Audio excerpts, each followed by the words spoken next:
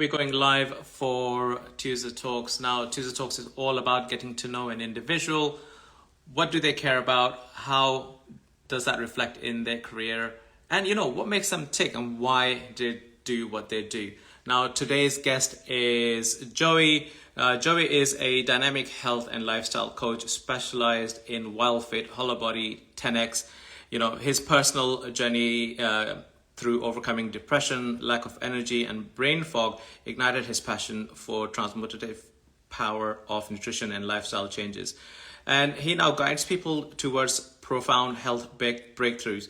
Joey's unique approach interweaves practical strategies with motivational insight, empowering clients not to only alter habits, but also shift mindset, leading to a sustained transformative lifestyle. So let me bring on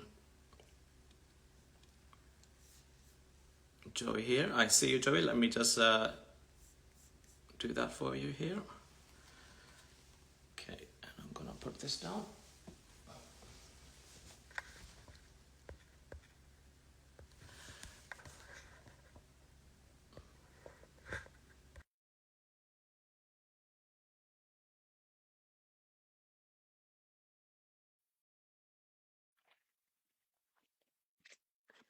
Just waiting on Joey to hop on.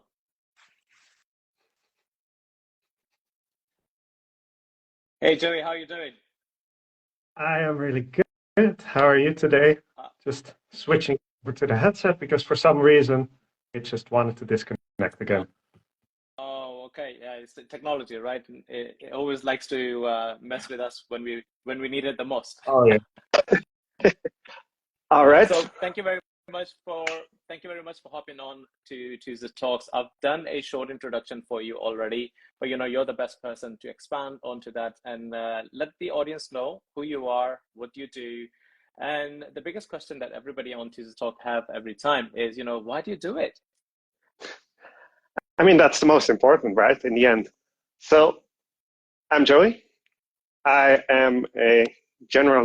call myself a lifestyle coach because I help people basically get their relationship with food, help improve the relationship with food, and help them get their energy back.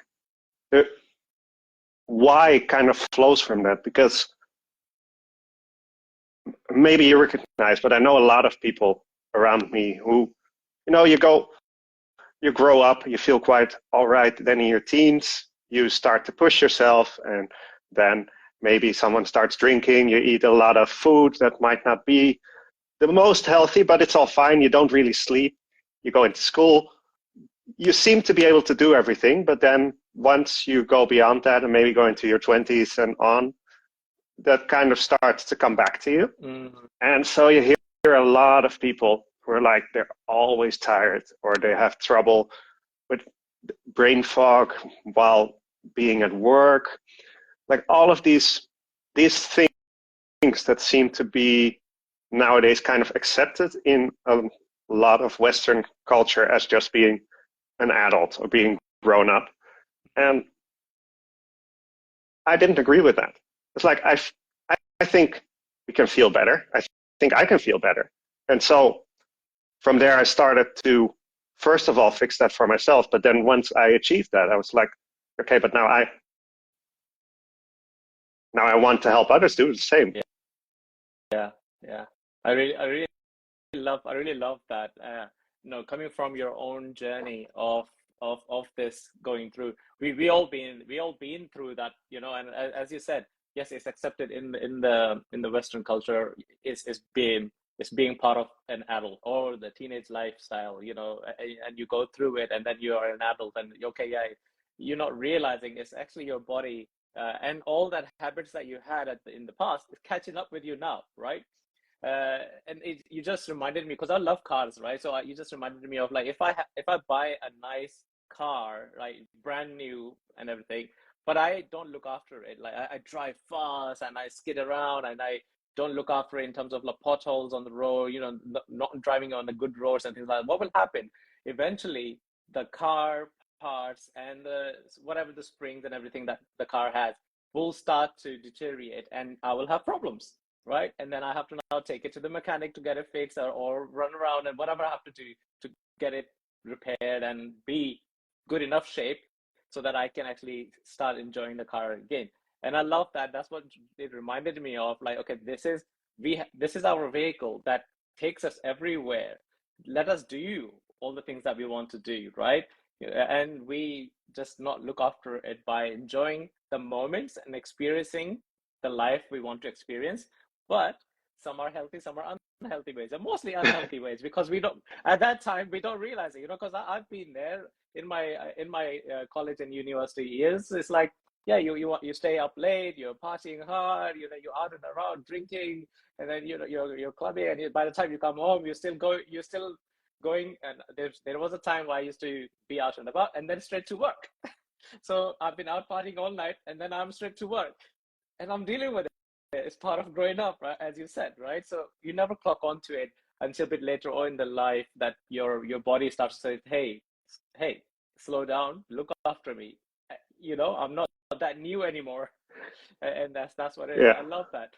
So I would love your expansion onto what do you think what I've just mentioned here? Well, the thing is, if you go with the story of the car, and I always love that comparison because it makes it very clear, because somehow we find it easier to treat objects around us well than to treat our own bodies well, because you just think about it in a very, very different way. But then, I mean, for a part, you just explained aging, basically. At some point, it breaks down. However, I feel like it is very much accepted now that you start to feel the car starts breaking down after a couple of years already. While if you maybe take a little bit more care of it, but you don't have to keep it in the garage and just shine it every day. Yeah. You don't want to go overboard with taking care of your health. Like a lot of the pushback against this culture has been the fitness influencers and all of that kind of make it seem like you have to be perfect in life. And I think that's the other side of it, because a lot of people that I talk to, you hear them say, yeah, but I want to be healthier and I want to take good care of myself, but I also want to have fun. And I think that's interesting, because often what we don't really, or what we underestimate, is how much fun you can really have the worse your body actually starts feeling. Like maybe you can go to work right from the party, but how well are you working? Exactly. How well are you feeling throughout the entire day? The party was fun, but then how is the rest of the day, the rest of the week? And maybe if you really take that into context, how fun was the party really? And sometimes you can say, okay, the party was worth it. But more and more it becomes a thing, and especially with food, this is a big thing. Like, you can eat, lots of people see it sort of eating healthy or eating things that they like. I think balance in life is very important in all areas in general, but on this area specifically. So for myself, that has kind of been the mental shift that I've had to make as well on all of this, because I pushed back for a long time towards changing my lifestyle habits. I was noticing that I was feeling worse, but then at the same time I'm like, yeah, but I don't want anyone to tell me I have to go to bed at 8 p.m. I don't want anybody telling me what I can and cannot eat. Like, I value freedom. So then how do you combine that idea of freedom with also being healthy enough to actually enjoy the freedom that you have? And that is where a lot of the problems nowadays arise for a lot of people, because they feel they either have to be very strict, like diet is always the easiest example. They have to follow a diet, and you can eat nothing that you like. You can only eat very little, or you can only eat like some vegetables and nothing else, or you are just doomed to be unhealthy. It took me a very long time of experimenting with different types of diets to find out why those didn't work for me and how I could actually find what does work for me. And that is, I think, the mindset around all of these lifestyle choices is the first thing you should actually investigate. Before you start to go deeply into, I have to follow these rules or I have to get up early, maybe start investigating why you don't like getting up early, or why you should get up early, why you think you should get up early. And questioning that really, really triggered a change for me. Wow, I actually, it's a good perspective to look at, right? So questioning yourself and asking that why do you want that change? Why do you want to wake up so early? Why do you not want to go to bed at 8 p.m., right? So and all that, I mean, which is nothing wrong with going to bed later as well, you know, depending on your body is getting enough rest. Now, there's lots of myths out there like, oh, we need a certain amount of rest, which may be true for certain people and which maybe not, you know, it's all. And I love that you put it, you know, you went through certain dietaries to find what works best for you. So it's to try and check all those things, you know, see what works best for you. And I also love the way the point that you shared that, you know, we value our freedom, and this is where the, I suppose the yo-yo effect happens, right? Because you want your freedom, at the same time you want to be healthy, but then you're thinking, I don't want to follow this strict rule here, this regime that I need to now make this smoothie, I need to have this vegetable, I need to have this at this time, you know, and then you're thinking, what if I can't do that maybe a week because I'm on vacation or holidays and things like that, you know, and just want to relax. Oh, I'm doomed now, or because it's, and now I have to work twice as hard to get back on track after, right? So you're thinking, yeah, you know what, I might as well not do it, right? And a lot of people, you know, then go off track because of those things, right? And obviously you had your own battles that you went through, you know, as I mentioned in the intro as well, depression and so brain fog. Take us through that. I mean, how did you realize those things that were happening to you, and then you're like, okay, it's time to pivot and do something better? Yeah, well, the thing is that probably the first thing is that during my teens, I was always tired, but then everyone around me was always tired. And that's again, one of those things where it seems accepted. So I was like, okay, this is just how it is. It's normal. And yeah, it's normal to feel tired. And then of course you're not sleeping well and you're maybe partying a bit too much. So it makes sense to a point. And I think that kind of triggered some interest in me, that like, okay, I seem to at some point suddenly feel way more tired than everyone else. And okay, I've now skipped going out and I'm still feeling tired. And that was strange. But then at some point I started to also, I was always sick around my birthday. My birthday is in November. And as long as I can remember, I was always sick around my birthday. And we could never really figure it out until one clear sickness kind of, I felt sick, but I was also just very grumpy. And I mean, being sick is never like the most enjoyable state to be in, but I just felt really drained in every area. And then also it didn't go away after a couple of weeks like it normally did. And that's when I first got diagnosed with having seasonal depression, which basically in very short, that is just mostly due to a lack of sunlight, that your system can kind of not deal with it. And it has a lot in common with the regular depression, especially like tiredness, being just feeling sad, feeling altogether like not getting yourself to do anything. And so there's things you can do around that, going outside, getting more sunlight during winter, but also there's the special seasonal depression lights that you can have. That works for a couple of years, but then it suddenly didn't work, and the symptoms got worse. Yeah, because I think it just treats the symptoms, right? It doesn't actually go into the root cause of it, right? And I think that has been overall my experience with a lot of treatment options. And I mean, of course, everyone is trying to figure out how to feel better when something like this happens, and the doctors are trying to help you to get better.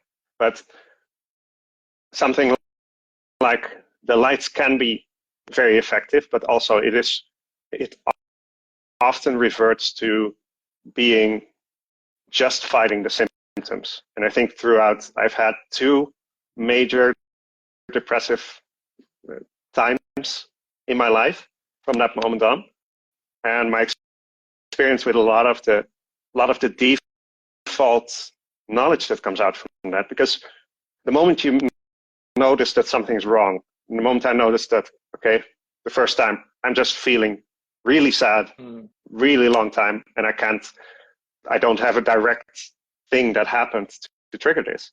You go to a doctor, and then there's just a couple of default options, like you have medication for it, or you can talk to someone. And I'm not saying that those don't have their place. However, they often do not look to the root cause, or not deep enough. There's so many things that can trigger this, but a big part for me turned out way later to be just the way I was eating. But that, if I hadn't gone into that, I probably never would have made that connection, because that is not something directly related to I feel sad. The doctor I haven't met a doctor that asks, "Oh, you're feeling sad, how are you eating?" Or maybe they do ask that, but then you say, "I'm eating well, I'm eating, it's fine, could be better, could be worse," and then that's the end of that conversation. So I think that's the symptom. Not looking for the root cause is something that often happens and often kind of breaks down. That's quite interesting to look into. Like, okay, yeah, it's a lot of the doctors and help, which is help in a way. Okay, so they're trying to give you an instant relief in terms of like, okay, a sort of relief so that you can deal with the symptoms, so you don't feel what you're feeling. But I think the next step should be, whilst you are doing this, let's look into your root cause. Okay, why is this happening? And I love the question that you mentioned there, like, okay, how you're eating. And yeah, when you're looking into these things, and obviously, and let's say from an uneducated in terms of nutrition or things like that, we not all of us know all these things. We are not taught these things by default.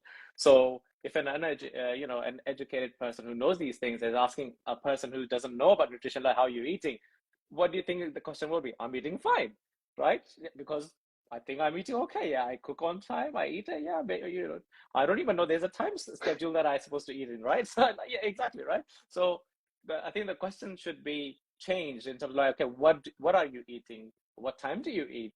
That way, it gets you to think about the answer. Like, what do I eat? Am I binge eating on certain things at a certain time, right? And then don't eat nothing all day, or am I eating comfort foods, right? The comfort foods, they've given it a wonderful name to make it look nice, right? It's a comfort food. Oh, I'm stressed, I need to have a comfort food. I'm upset, I need comfort food. Because they've given it a nice name, it's become even more acceptable to run for that, right? That pizza slice, pizza slice becomes a whole pizza. That ice cream, that bag of potato chips and things like that, right? Nothing wrong with those things. They all have their places. But I love that, you touched a light onto that, and it's just brought that in terms of, yeah, we are not actually asked or looked into what is the actual root cause. This is something, if it's really important to yourself, you have to go and find it and do it yourself. You have to invest in yourself, that time, that person that you need to find to do these things, right? And so you've been doing WILDFIT, 10x Fitness, and Holobody. Maybe you can explain to people who are not familiar with these terms, what do they mean, and how did that help you? And obviously you're using the same methodologies to help others now as well. I can explain, but I want to elaborate on something that you touched on just now, because I think Sure. that's interesting. Because, well, for one, a lot of the people asking the question around food, but also around movement, because I think the two are kind of on the same level in that respect. A lot of people asking the question don't have the education around that either. Like, doctors know a lot of things, but these aren't usually the things that they are educated on, at least here. So that also makes it difficult, because if I'm asking you how are you eating and you are saying fine, and I don't know what fine even means, then what do we do with that information? So then everyone is just kind of like happy. But then, and this is the thing that I ran into myself as well. I knew my eating could be better, but then you want to kind of, okay, I want to change. How? What is eating well? What is enough movement? There's so much information out there that indeed it is now sort of the only thing you can do is that everyone becomes their own expert in everything. And I think that that is already causing quite a lot of problems in the world as well. Because if everyone thinks they're an expert, then yeah, that has its issues. But it's also just, there's so much conflicting information. Like, even for, like you say, the timing of eating. When should you eat? How much should you eat? What should you eat?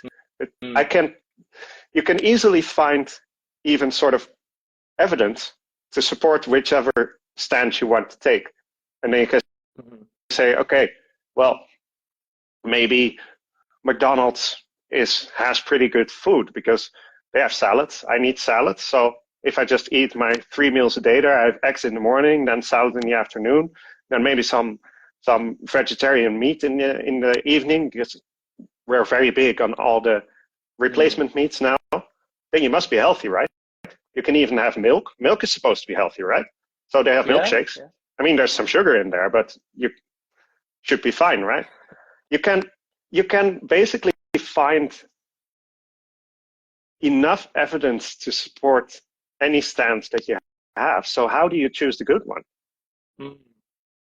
I got so lost when I first laid the connection. Like, I went through that entire process of trying to heal my depression and the symptoms for that. Also, my body wasn't in the best place. I was like, okay, I want to do something with this. And not much was changing. And then at some point I had to admit, okay, there's two things that everyone sort of mentions that I haven't tried. Like, maybe change your diet, maybe move more. But those, of course, are not the most glamorous and not the most fun things at first that you want to change. Especially now with the entire world of biohacking, which I love because it really gives you a lot to work with and influence your own environment.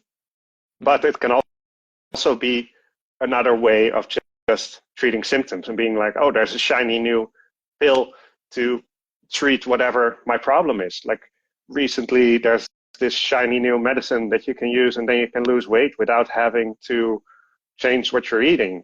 Like, that seems very great. But then how do you find what actually works for you and what is the actual correct answer? That, for one, I got so deep into it that I just spent loads and loads and loads of time on seeing what is out there for different ways of moving and how much should be ideal and different ways of eating. And if you spend long enough looking at these things, then you do see certain trends and certain similarities through the things that people say. There's never one consensus on anything, and if there seems to be a consensus, then that is the first thing you should be wary of. But it sort of started to become clear. But that took me so many hours that I'm like, it shouldn't have to be this difficult to just exist. It finally, looking into all of this, led me to find WILDFIT. So getting back to that, WILDFIT is it's not a diet, first of all, because the entire idea is that the entire philosophy is built on this idea of food freedom. So more so than looking into what exactly should you eat, what exactly should you not eat, it is looking into, okay, why do you like pizza? Why do you eat pizza? Why do you, especially comfort foods are a big part of that. Why do we actually have comfort foods? Like, what is the comfort? Because on paper, something that makes your body feel terrible doesn't seem that comforting, right? Exactly. So then the question becomes, what is going wrong there? There seems to be some disconnect to how we perceive certain foods, and you can broaden this idea to basically any habit we have, because we don't just have comfort foods, we have comfort TV shows, we have comfort apps and social media that we all kind of use in the same way. I love that. Comfort habits. Yeah. But that's a big thing. And I noticed that in order to kind of, and I'm not saying always, but for me, in order to get in such a depressive state and to kind of sort of keep that going, you have to find these habits to make you feel something at that point. And that's something that is always tough to admit to yourself, but you know, for some things, you know it, like pizza is always a big one, or for me. Okay, but what are you trying to use this habit for? Because you can then see, okay, I'm feeling sad, so I want to treat myself with pizza. The question can be if you're really feeling better, and that is something that in WILDFIT we then go in on. Like, okay, you think you feel better after that pizza, but do you actually feel better after that pizza? But the fun thing is, if you use a diet and you say, okay, I'm not going to have pizza this week, and you're not looking at why you were eating that, then, okay, I'm feeling sad. I want to have pizza. Oh, but I can't have pizza. Okay, I'll just go on Instagram for an hour. Then I will feel better. You're just shifting that problem. And so, of course, after that as well, the moment you can eat pizza again because your diet has finished or you gave up on the diet, you feel sad. What are you going to do? You're going to go back to the thing that you used for that. Eat twice as much. Yeah. Usually, there's this statistic, and I don't know the exact numbers, but that most people actually gain weight doing diets, which makes no sense when you say it out loud, but you're not addressing the problem that you actually have. And this is an interesting point that you've put across. So now you obviously, so you've been through the WILDFIT, which is, you know, sort of touching onto nutrition and the eating habits, and I think we've just come across a new word here now, you know, like what do you call it, comfort habits, right? So I don't know if this is an actual term or not, but we're using it here. It is now. So yeah, there you go. It is now. So one of us has to go and coin it. so you know, comfort habits, right? So and I love that. Okay, yeah, you're going through your diet, like, okay, I can't have pizza, I cannot, or I cannot have whatever the comfort food is. So what do? You turn into your comfort habit, right? Uh, yeah, and whilst you were saying that, I was actually recalling my own habits and things. I'm like, yeah, actually, that's so true. You know, there comes a time when you're feeling that you want to have something comforting, right? So because you're not feeling the day to day, you're feeling a little bit low, or you just not at the right headspace. Or what happens? Yeah, you start doing the doom scrolling, or just turn on Netflix, right? And yeah, go into the comfort. So comfort. Well, but the question is then, do you actually feel better when you do that? And this is what I was also thinking. For that moment, you feel like you're just switching off your mind, right? So the mind has switched off, and you just like kind of then. Well, what happened after that? Nothing has actually changed because, because what happened is you just lost that time and didn't do anything, right? So health-wise also is the same, right? So you obviously you didn't really feel comfortable, or had any comfort from that habit or from that food.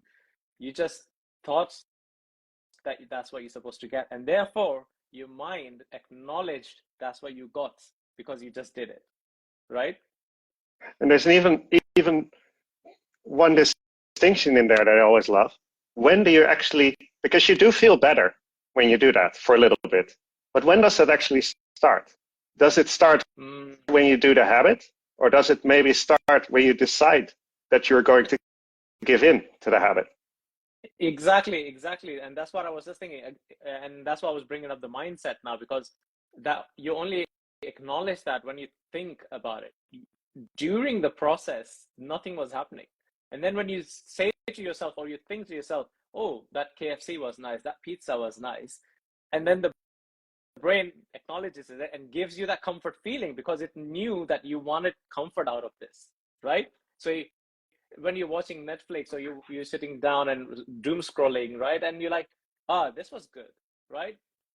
Then your brain's like, yeah, that was good, comforting, right? Yeah, it was very comforting. And you're like, okay, now I'm good now. I can continue my day, whatever it is, right? Or overcome whatever that was making you feel going into that comfort zone. But I love that. And obviously you're also touching on to 10x and Holobody. Now there are also two different branches of these movements and nutrition side of things. So now, how is that also coming into this big picture? Well, because everything around your body is related, and the more you go into kind of trying to heal things and live better, the more you figure that out. You can't just touch one dial and then everything is better. You always have to be on all of them, being nutrition, being movement, your mindset, and just your general emotional well-being. But you can for a short time focus on one, but you cannot you cannot fix one in isolation, because everything about you is related. Every system in you is related. And so for me, the nutrition was the thing I struggled with most, or where I saw that where it had the biggest negative impact. I think almost everyone I know says from time to time, I need to move more. And especially I still am also in mainly seated computer business. So the entire day you're not moving and you're just sitting hunched over behind your computer. Like, I think most of us now are in some version of that. Yes. And we all know that it might not be the best, but we will fix that someday. My nutrition was clearly the main thing, because well, the easiest thing you can see always is I was gaining weight. Okay. Mm-hmm. The thing you hear when you gain weight, you need to go on a diet to lose weight. And I have a lot of trouble with that's like a very oversimplification, but it sort of works. So I went into WILDFIT eventually, and that helped massively in overcoming a lot of the different patterns that I had in my diet. So a lot of the comfort foods, but there's a lot of different kind of non-constructive patterns that you can have around how you're eating, when you're eating, how much you're eating, all of that. And WILDFIT is very good for tackling all of those things. And like I said, it even kind of bleeds into more general comfort habits. But then by the end, first of all, by the end, I felt great. And I felt better than I have felt for, I don't know how long, my entire adult life at least, and probably longer. But then I found myself being like, okay, I've lost weight, which is nice. I look better, but I have all this energy. And okay, I can now just do my regular job without feeling tired the entire day, and I can think clearly, but then I still have this so much energy. Then you automatically start to think, okay, what do I do with this? Because when you are really energized, the idea of sitting behind your computer all day to go home and then sit behind another screen is not all that appealing. It's not like the worst thing in the world, but when you have this energy, it's like, okay, I do want some movement. I want to do more than just zone out. And that kind of led me to then go into, okay, but then what? Because the fitness industry as well, there's so many different things you can try, and they all think they all say that they are good and often claim that that's the best method. And I mean, maybe. Probably is probably is, who knows? Yeah. I think for a lot of people, what they need at that time differs. So this can be the perfect program for you now, but maybe not for me now. And I think that's where I kind of went looking to be, okay, how can I actually, not just what can I do at this time, because of course I can just do what's fun. And I went around this time, I started surfing, and I enjoyed that immensely, and it's very good movement. But at the same time, I was like, okay, I want to have some sort of method. I want to know how to think about doing the right movement. I don't want to always just be, am I doing enough? Maybe. I could feel that my body wanted more movement, more something, but I didn't know what. And instead of looking for a specific program to try out, or a specific class or something like that, the way I then think about it is, okay, can I find a framework to kind of put on top of this that grows with me?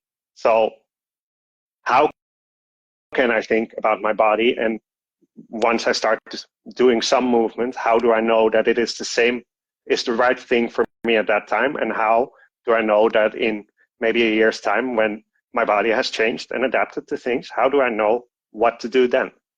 And leveling up time. Yeah. And I don't want to have to do the same search every couple of months, because it's just exhausting to keep going on Instagram and finding every fitness program out there and seeing, okay, what are they now saying is the best? Yeah, exactly. What's next? And then, of course, it helps that we all know Mind Valley and Zishan are very active in their master classes that they put out and in their general marketing. And I have done other programs with Mind Valley, and I had heard a lot about the 10x program, which when I was starting to think about this, they hadn't released the actual 10x program, but that always appealed to me as sort of an emergency minimum thing you can do. Like whenever you don't know what to do in a week, you can have this 15, 20-minute workout that should cover all your bases.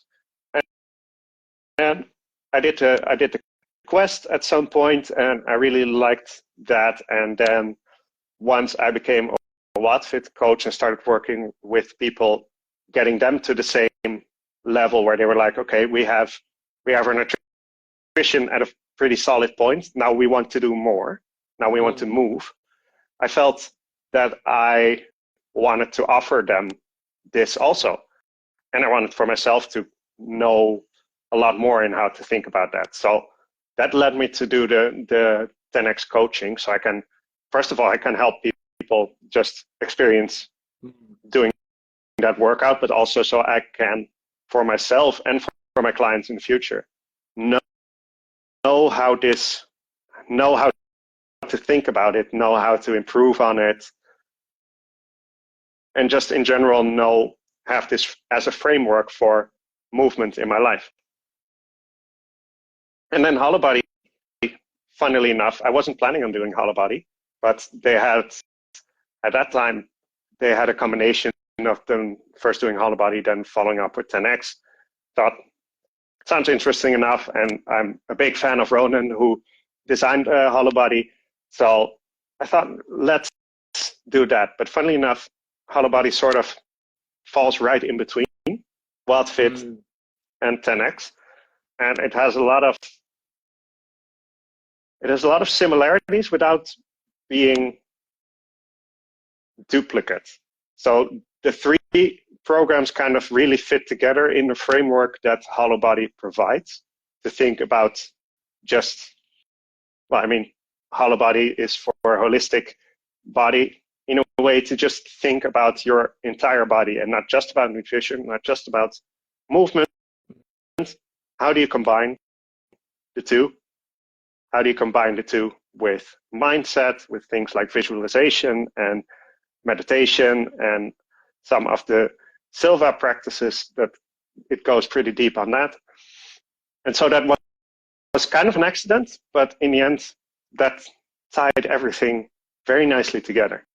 I really love that. So it was like a nice little packaged, in a box done for you, so you can work on the nutrition side of things. So you're eating well. The Holobody is holistically led, and I love Ronan myself as well. We met in Dubai first time, and we did the 10x routine in one of the gyms with him, and that probably was the introduction for me to 10x. And I was like, "Ooh, I like this." And then come to Estonia same year. I've got a few of my friends who are also into the 10x, and then did some exercises with them. I was like, okay, it's like naturally progressed into it. I'm like, okay, now I am also going through the 10x fitness workout and things like that. So hopefully, well, not hopefully, when it's finished, we'll be, doing that for myself as well. And it is because 2024, I am also looking at myself traveling quite a lot. So, and I was looking for something that, I might have access to gym, but I don't want to be in there for an hour or 2 hours. I want to maybe just go in there, have my routine, and then come out. That's 1 hour already, right? So you go in there, change, come out, and done. And that's your 1 hour done, right? So, and as I said, the 10x kind of helps with that. So still doing the exercises, but in a lesser time, still making sure that all the parts of your body have been looked after and the needs are met, right? So whatever movements you require, so all the movements are done for you. And I love that. So I wanted to ask you a question that came to my mind was, so what do you now currently yourself do? Because obviously you've been through quite a lot of changes, pivotal moments, and you now find what works for you. So people who are listening to here now, what do you recommend to them to look for some sort of signs that, okay, if you are seeing this, maybe it's time to experiment with something else, so then they can also, like, find what works for them, because not everything works for everybody, but something may work for whatever that is. But how can they notice these things? What should be the telltale sign they should look for, whether that's nutrition wise, whether that's movement wise? I think that the way it's been for me is that there's a small exchange happening there. So the healthier you get in an area, the better you start to notice that something is wrong in that area. So that conversely means that if you have a lot of problems, it might be a big word. You don't have to be very sick. But if you're just not energized in general, you might not specifically feel that it is your nutrition or your movement or whatever. So the overarching thing that always tipped me off is just, I theorized for probably 10 years that I could have more energy because I had more energy when I was 12, 14 or younger. I had a lot more energy. I felt a lot happier, and I wasn't anymore. I wasn't always feeling terrible. I wasn't always feeling exhausted, but I also wasn't feeling what I was feeling then. And I think that if you notice that in yourself, that alone warrants some investigation, because I've experienced for myself, and I've seen with a lot of people, that you definitely can feel that way again. So if you're not, then somewhere in your system, there's probably something that is not working for you. And then you can start to look for, okay, what actually is this thing for me? I actually, that's a very good one, and I love that, and because again, it just reminded me of a car. Like when you are driving that car, and then suddenly you feel the car is not driving as smooth or as great as it was since when you bought it. You start to investigate it, right? You look into it, or you start hearing some noise in your car, and you're like, what is that, right? And you're like, yeah, let me investigate it. So same for our bodies. If we treat our bodies as we treat any other object around us that we love to look after, I think our bodies will thank us by returning that energy that we always had since beginning, and keeping us in pristine shape as well. So it's I don't think it's that difficult saying that anyway, that if we really want to keep ourselves in good shape, good health, that we can't keep it. We can keep it. It's just that I think we fall into the societal traps of labels of being comfort food, comfort this, comfort that. We are the beings, we're not designed for comfort. We are creating comfort for ourselves, but we are not designed for comforts. We're designed for movements. We're designed for nutritionally eating stuff. We're designed for eating things in a proper manner and all that. So when the comfort comes in, your body doesn't know what to do with it. It's not designed for that, right? Even though we are eating it, we can see the reactions are all around us, right? Obviously, obesity, sicknesses in the family, and all these things, right? And I love that you mentioned, if you're feeling that, that you don't have enough energy as you had before, you're feeling a bit sluggish, you're feeling slower, there's something to be looked at. Don't down that energy tablet in your water in the morning and then think, yeah, all fine, I've got the push, or run for that kind of Red Bull, whatnot, right? So I mean, all those energy drinks, they're there to give you, just deal with the symptom, but then we need to find out what is actually what is making my car not move. Because if I continue, that part is going to fall apart one day, and then the car will be just parked in my garage. Same will be happen to your body. One day, that part which needed your attention will just go, okay, I had enough. What will happen now? You're in your bed, sick, and having medicines for whatever, and treatments. And we should look into it before that. I know it's easier said than done, because again, we fall into the trap of society, like we need to run, run, run, push, push, push, everything is this and that. No, actually it's not. It's up to you. It's your decision. And I love that. That's what you reminded me of when you said that. So anybody who's listening to this now live or as a podcast version later on as well, definitely should take that away. If you're do a check-in by yourself, you know, how was your last year, and how was your this year started so far, right? Are you feeling as upbeat as you were before, or is it a little bit lower? Why are you having those mood swings? Why you're feeling what you're feeling? And I love that. So people should check into that and get in touch with Joey here for all that stuff. So he can definitely guide you. You get abundance of knowledge. So Joey, if people wanted to reach out to you, how can they do so? Who are listening to us now on Instagram, and a bit later on they'll be listening to this podcast on Spotify and Apple as well. So what's the best way for them to reach out to you? Probably the easiest is just here on Instagram. My links in, I have a couple of links in the bio how you can properly reach me, but also just feel free to send me a message if you have a question on here. You can do it on Facebook as well, but Instagram is probably best. Amazing. So it comes to a question that I wanted to ask you, right? Now you're obviously in this amazing space that you are looking after yourself. What's the routine that is working for you best when you wake up in the morning? How do you start your day? This switches a lot because I, above all, value the freedom. And it really is checking in with what do I need today? And I love that. Oftentimes that's a meditation of some sort. Oftentimes it's maybe energy tapping or just doing some stretches, but it is really just, okay, what do I need today? I'm not going for a set routine, just. I love that. And I think I was having a conversation about this with somebody as well. I usually like I call it the slow mornings, right? I usually like my slow mornings. You know, I don't get it every time, but those are the best ones for me, where I'm just sitting with my cup of tea. I'm a tea drinker, so coffee and all that. No, I'm a tea drinker. So cup of tea, and looking up at the sky out of the window, and also just thinking that, yeah, what do I need today in terms of what my day looks like? You know, what's next and things like that. Look at my calendar, and then just go, okay, what else do I need today? And that's reflecting on me, like, what do I need as a person? Not what my day says on my calendar. Yep, that's there. But what do I need as well? And I love that. Yeah, that's a good share.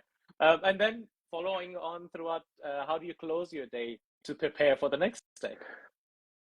That is a lot more set for me, because it really is all down to getting to winding down, basically. So turning off the TV an hour, maybe two before I go to bed, reading something, really giving my body a chance to, and especially my mind, a chance to tone it down. But even that, it kind of switches up from day to day, but roughly reading something, meditating, and then just hopefully drifting off.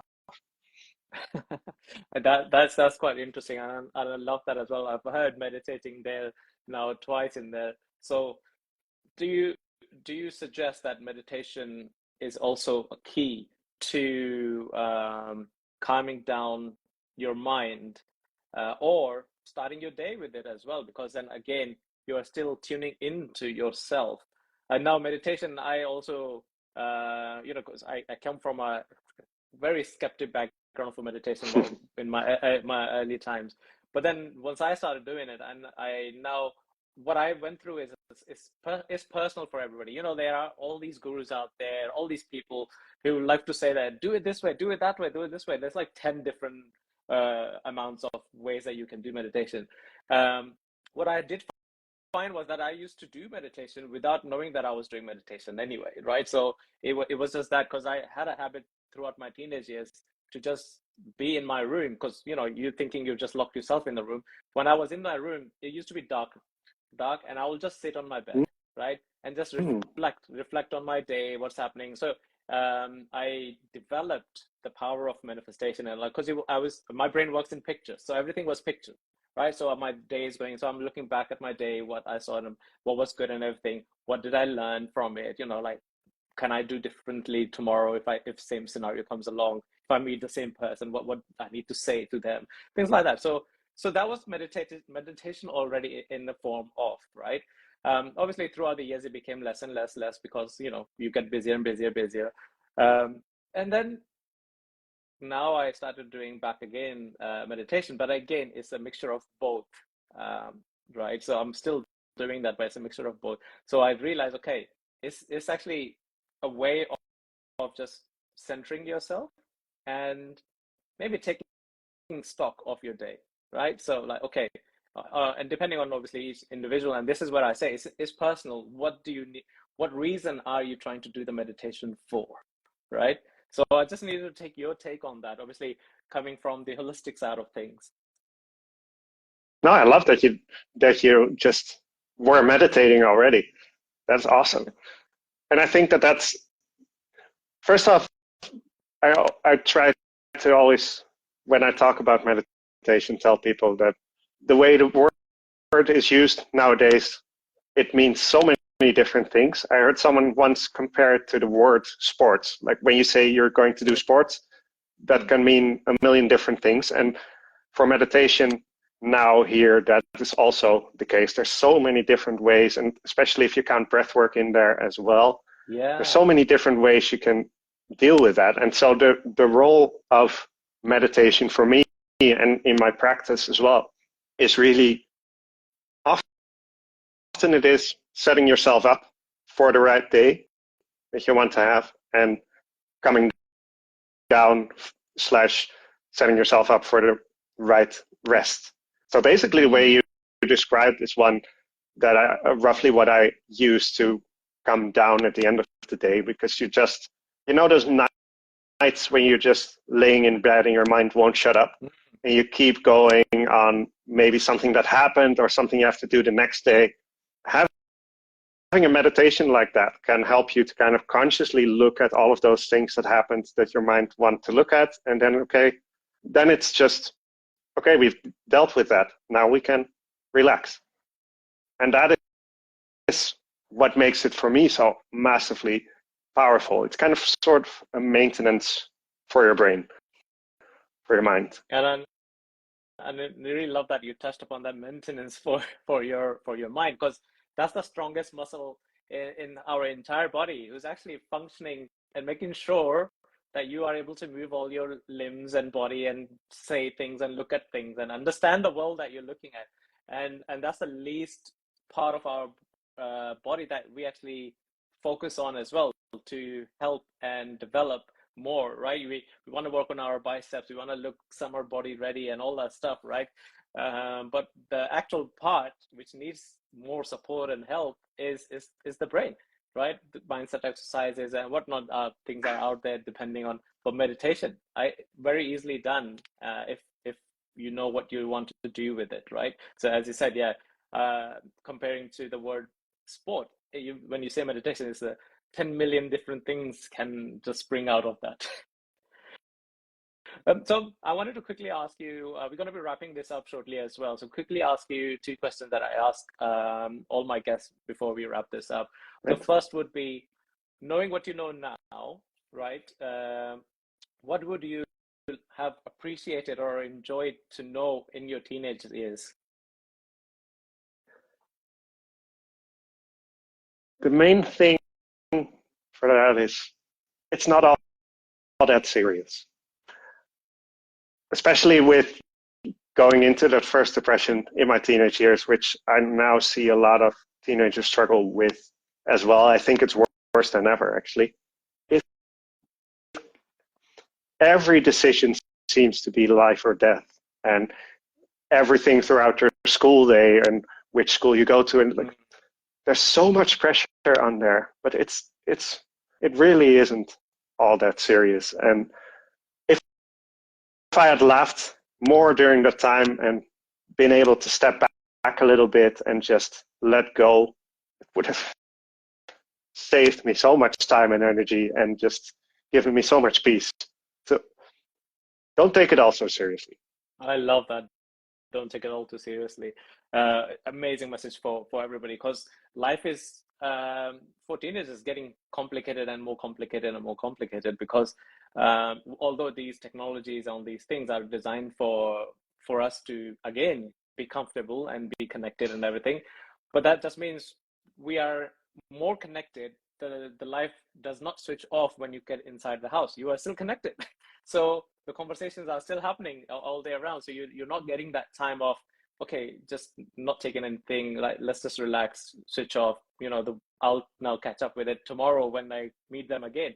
It's still happening. It's on your phone now. So and I love that. So don't take it too seriously. It's just there, right? We're going to be wrapping this up, and I'd love to say thank you very much, Joey, for hopping onto it. Before we do that, what would you like people to take away from our conversation today? I think going from that message, choose your comfort. We've talked a lot about different comforts today, but do you want the comfort of having the pizza now, of not moving right now? Or do you want to have the comfort of feeling better every day after? It's like to come back full circle to your car example. Like, do you want to take it to the garage now? Or do you want to have the comfort of sitting down and have it break down tomorrow while you're mid-drive? Like, choose your comforts and choose them carefully while not taking it all too seriously. I love that. That's amazing wrap up of our conversation today. So everybody who's been watching us live and listening to this on the podcast as well, if you had any aha moments or a spark within you that got just lit up, it's our duty now to share this episode with whoever and whomever that came to your mind or you think should be listening to.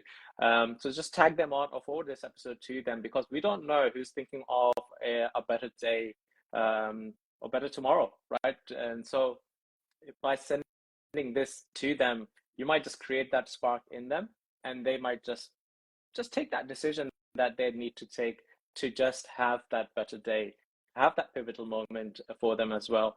So it's our duty to do that. So do that, please, guys. If you had that aha moment, and I'm sure we had lots of aha moments. I certainly had listening to you, Joey.